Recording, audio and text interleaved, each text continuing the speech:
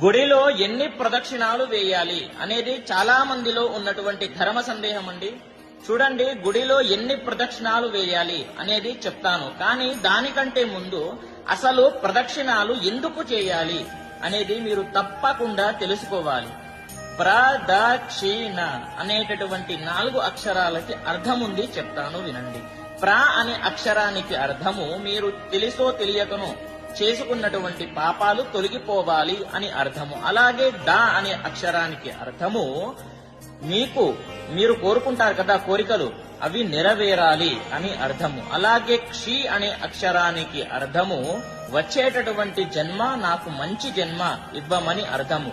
అలాగే నా అనే అక్షరానికి అర్థము మీకు ఉండేటటువంటి అజ్ఞానాన్ని తొలగించి మంచి జ్ఞానము ఇవ్వమని అర్థము. ఇంత అర్థం ఉంది ప్రదక్షిణాలలో. కాబట్టి ఇప్పుడు ఎన్ని వేయాలి అనేది చెప్తాను.